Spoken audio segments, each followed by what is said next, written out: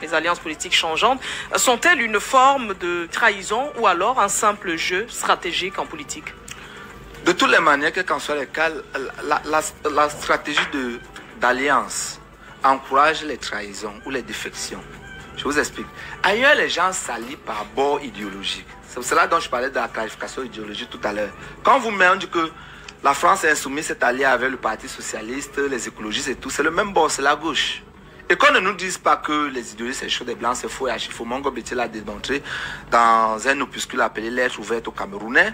Et on ne peut pas dire que la politique peut se faire partout ailleurs sur le plan idéologique qu'en Afrique, ça ne peut pas se faire. C'est même du racisme à la limite. C'est que les gens font preuve de paresse intellectuelle et ne veulent pas seulement clarifier les choses pour se donner des marges de manœuvre, de trahison dont on parlait. Donc du coup, quand on prend les alliances, quand vous mettez dans une alliance des gens qui sont plutôt libéraux dans leur comportement ou leur tendance à faire, avec des partis qui se disent sociaux-démocrates, vous mettez ensemble les anciens colons hier, les anciens bourreaux d'hier, avec les supposées victimes d'hier, vous voulez produire quoi? C'est-à-dire, vous faites une coalition au tout venant, vous mettez l'UPC avec le MRC. J'ai même vu des gens aller au congrès de l'UNDP, dernièrement là, oui, en considérant l'UNDP comme un parti d'opposition. Vous blaguez ou quoi là? Vous savez, les gens, quand je les voyais pour le code électoral là, ils disent qu'ils font preuve de pragmatisme. Ça a donné quoi?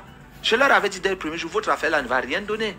Vous mettez ensemble et l'UMS, et l'UDC, et le SIF, et le PCRN, et le MRC, et le MP, des gens qui se tripent d'abord à longueur de journée, etc.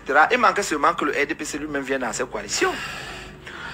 Vous les mettez ensemble, après vous êtes surpris des défections. Oh, on voulait voyager pour aller à Paris, Cabral n'est plus venu, on voulait faire ceci, Kouémoa a fait cela, Joshua a dit qu'il ne signe pas tel document, etc. Mais c'est normal. Vous n'avez pas la même perception, la même vision du monde. Vous n'avez pas les mêmes enjeux. Et par conséquent, la même moralité et la même détermination. Donc, tant que les gens vont faire ce genre d'alliance-là, attrape-tout, idéologique, ça ne va rien donner. La coalition, non de la coalition. Il faut que les gens aient le courage. On dit que les forces de gauche s'assemblent, les forces de droite, les libéraux vont s'assembler, les nationalistes d'hier vont s'assembler, etc. Et ensuite, on va avancer. Parce que l'idéologie vous amène à une forme de cohérence dans votre démarche. Oui. Vous allez voir que, par exemple, en France, dès que Kouchner est entré au gouvernement de Sarkozy, il a oublié la rue Solferino. Il n'est plus jamais passé au parti. On n'a même pas besoin de le chasser. Lui-même sait que, comme j'ai traversé le pont là, c'était bon. Pareil pour Valls. Valls, c'est ce que vous avez encore entendu, Valls, que le Parti socialiste. Dès qu'il a traversé là, il a compris que c'était bon. Mais chez nous ici, on ne tire pas ce genre de conséquences. Plus grave, comme je le disais tantôt, à propos de la communauté, vous avez même les religieux qui vous encouragent à trahir. On vous dit, oui, vraiment, en islam, Dieu a dit de ne pas critiquer les gouvernants, il faut se soumettre, etc. On vous pond les sourates ou bien les hadiths sortis de leur contexte pour justifier la fumisterie.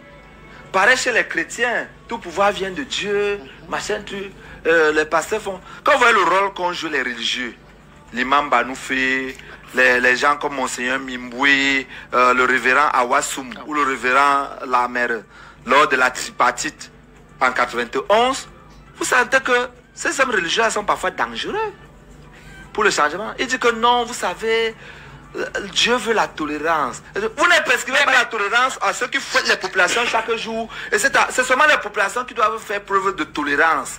Vraiment, il faut apporter un message de paix. La paix, c'est seulement un côté. De réconciliation. Pourquoi vous ne portez pas le message de paix à ceux qui fouettent? Voilà. Vous portez le message de paix à ceux qu'on fouette. Est-ce que c'est un sens? Voilà. Donc quelqu'un est en train de souffrir dans sa chair. Il n'a pas de l'électricité.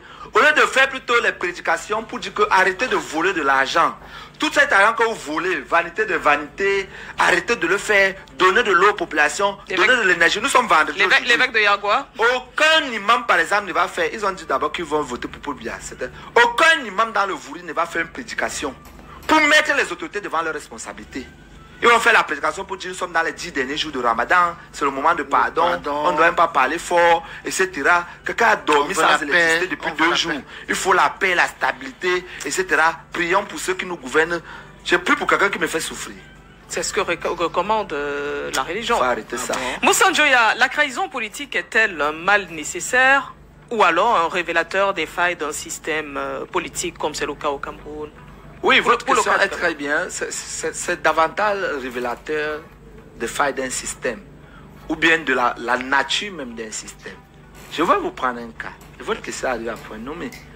Quand vous voyez l'omnibulation que les soi-disant opposants ont pour la bureaucratie, c'est tout simplement effarant. Vous avez l'impression qu'on veut plus un remplacement qu'un changement. Remplacement. Ça veut dire quoi? Quand vous voyez les pouvoirs exorbitants dont disposent les présidents des partis, qui nomment par exemple à tous les postes. Vous avez vu encore Chiroma l'autre jour, non? Il dit que j'annule même le poste. Il n'a pas besoin de congrès. Les partis instituent personne qui n'existent que par le fait du leader. Cette gestion opaque, on parlait tout à l'heure du gouvernement qui ne rend pas compte, qui gère l'argent. Depuis 2000, il y a une loi sur le financement des partis politiques. Chaque année, les partis politiques reçoivent beaucoup d'argent de l'État. C'est généralement 3 milliards qu'on débloque. Oui. Quoi? 3 milliards. Un député la rapporte environ 1 milliard à son parti. Vous avez les endroits où ils ont eu plus de 5%, ils reçoivent beaucoup d'argent. C'est ça l'enjeu financier des élections locales. On en parlera un jour plus en profondeur. Oui. Il reçoit beaucoup d'argent, mais lors d'un congrès, il a suivi un parti pour rendre compte de l'argent qu'il a reçu. Même le RDPC sur les partis dits d'opposition qui veut remplacer le RDPC. Il vient seulement là, il dit que non, élection au bureau national. Oh, le président a été reconduit comme Paulin et Bois a encore été élu l'autre jour à la salle de fête. Il a ressuscité le NDP. On ne sait pas pourquoi. Il vient là, oh, vraiment, merci beaucoup. On a élu le président et tout et tout. Et on passe. Il commence à nommer ses secrétaires généraux, etc. Personne ne vous dit que, ben, bilan financier de ces 5 ou de ces 4 dernières années. Puis, comme je disais, l'omnibulation bureaucratique. Et il faut voir même l'admiration que les opposants ont pour les ministres, par exemple, le gouverneur. Vous voyez, un opposant est tellement fier de faire la photo avec le gouverneur, avec le ministre tel. Pour lui, c'est une réalisation. Tu dis que, mais, tu peux voir un Mélenchon ou bien un quoi, être Hilary, elle est fière qu'elle a fait la photo avec un ministre. Faille d'un système également. Le déficit d'encadrement matériel même des populations et d'exigence, de reddition des comptes. Nous, on fait les partis politiques comme les fan clubs.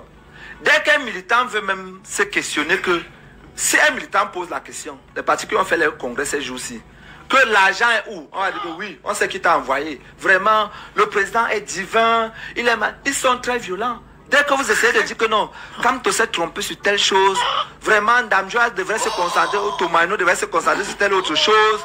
Vraiment, Cabra devait faire les injures. Joya, un chien. C'est un exemple. Ouais, même dans ton doctorat. Ouais, ceci, c'est là. Attends, chien, faux vert, Bamoun, c'est pas à 2 têtes. On t'insulte jusqu'à. Oh là là. Bah, moi, je suis derrière une habitude, j'ai le cuit dur. Ben, ces opposants-là, vous avez souvent l'impression qu'ils sont même pires que ceux qui sont au pouvoir en termes de violence. Le mythe de l'infaillibilité du leader. Moi je suis un marxiste de gauche. Moi j'ai vu comment les Mao Tse-tung étaient mis en minorité. Je me rappelle le rapport Khrouchtchev, où Khrouchtchev lui-même dit que nous-mêmes rassemblons nous du Parti socialiste soviétique. Regardons nos erreurs en face, en commençant par le stalinisme et le léninisme qui ont été des drames pour le peuple soviétique, le russe. Mais ici là chez nous, tout ce que le patron dit, on part aux élections, on applaudit. Vraiment, on ne part pas aux élections, on applaudit. Après, on va repartir aux élections, on applaudit. Ils sont comme les gens de l'église de Ndemba. Ouais, pourquoi l'église est perdue? Voilà ce qui encourage qu'un chef peut tout se permettre.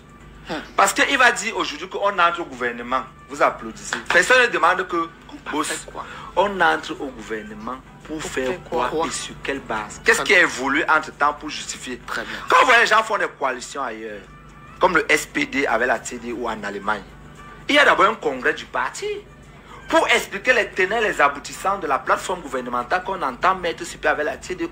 Quel est le contexte? Qu'est-ce qui justifie? Quel est le nombre de postes ministériels qu'on aura même?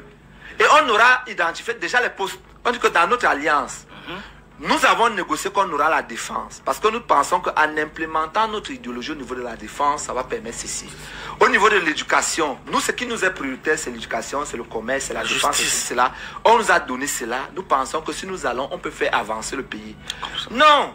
Tu te lèves un matin. Tu entends seulement le décret que Moumou est déjà au gouvernement. Il a raison. Du coup, tu arrives et dis que non, le soir, on se voit à Pyramide Bar. Ça va. On va arroser. Et il ne vous explique jamais après comment trouver des arguties et tout et tout. Et le jour où on va l'enlever, va revenir dire que non, quand j'y allais, je pensais pouvoir changer les choses. Je me suis battu de l'intérieur, mais ces régimes vraiment... J'ai proposé, ces régimes ne coûtent pas du tout. Vraiment, on doit reprendre l'opposition. Cette fois-ci, c'est le vrai tout. Les gens là doivent partir. Quand ils crient, ils crient. On le remarque encore. On les appelle les francs-tireurs aspirants. On les remarque encore, on l'appelle encore. On sait que c'est un peu fort. Prends d'abord un peu là et tout. Comment dire, vous savez, bon, on est dans un état, on doit être responsable, on doit être républicain. On ne veut pas nous la violence. Nous, on n'est pas comme les gens là qui sont là et disent qu'ils doivent tout casser et tout et tout. Après, vous entendez seulement que, bon, vraiment, l'essentiel c'est d'être utile pour son pays. On le rappelle encore au gouvernement. Voilà autant de choses. Donc, il y a cette omnibulation bureaucratique là. Qu'on voit même chez les populations. Dans notre système, le seul vrai travail, c'est la fonction publique.